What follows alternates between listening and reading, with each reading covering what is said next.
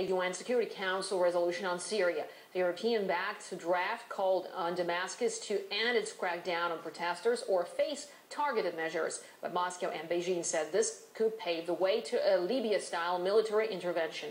RT's Marina Portnaya has the latest from New York.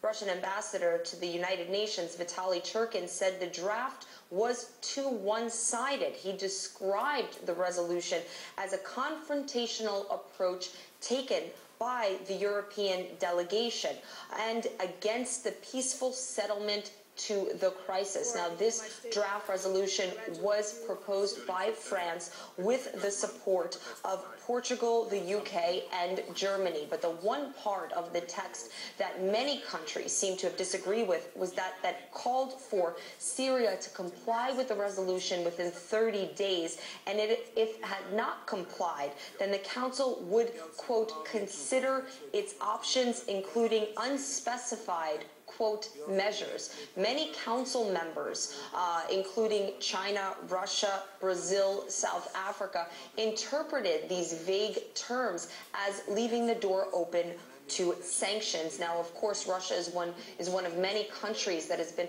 opposed to international sanctions against Syria. Ambassador Churkin says Moscow believes the violence should be stopped through internal reforms and political dialogue, not external sanctions or military intervention, such as the case of Libya. The draft resolution, which was not passed today, was based on an entirely different philosophy, the philosophy of confrontation. We cannot agree with its one-sided accusations against Damascus. We believe the threat of implementing sanctions against the Syrian government is unacceptable. This approach contradicts the principle of a peaceful settlement of the crisis, based on a common Syrian national dialogue. Brazil, India, South Africa, and Lebanon abstained from voting on the resolution, but it was the United States that voiced extreme disappointment that the Security Council did not ultimately adopt the resolution.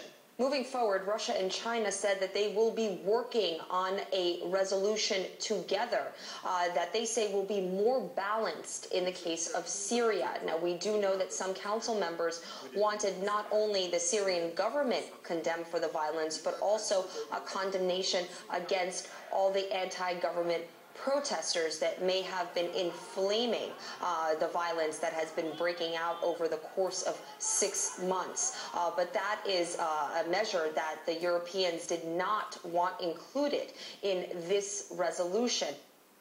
Marina Portnaya reporting there. Well, the veto by Russia and China follows 3 months of heated debate in New York. The disagreement has split Security Council, but Moscow is certain its action was justified. RT's Katerina Gurchova explains. Russia has only used its power of veto 7 times since the collapse of the Soviet Union. And in case of Syria, Russia feels it has to prevent a similar scenario in yet another Arab state to what happened in Libya after the UN mandate to protect civilians was implemented.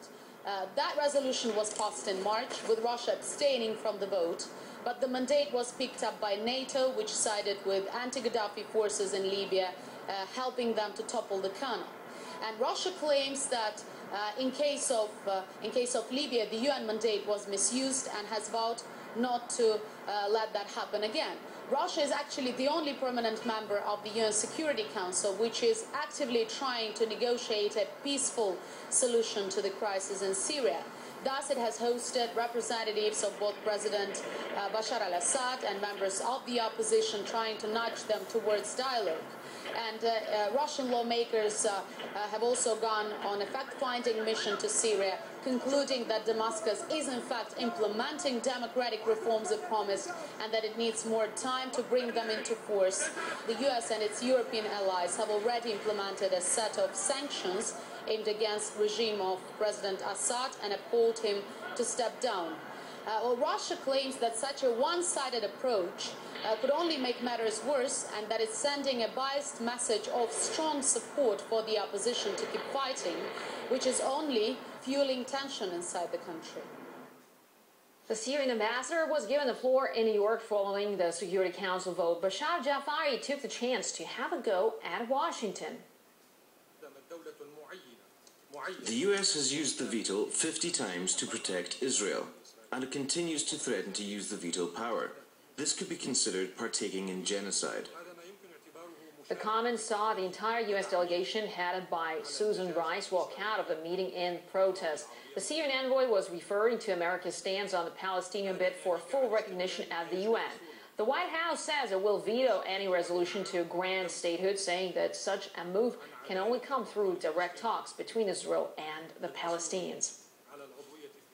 We're always interested in your opinions, and we'd like to have your thoughts on the situation in Syria. Click onto our website, rt.com, to be a part of our latest poll. Well, today we ask what's going to happen now that the UN Security Council resolution on Syria has gone. So far, most say that NATO will resort to false flag attacks. The view that Syria's enemies will issue unilateral sanctions comes second, and some think diplomats will work on a better resolution. And the fewest respondents believe that the Russia-China stance will see Assad's violence stop. Get involved in line now and cast your own vote.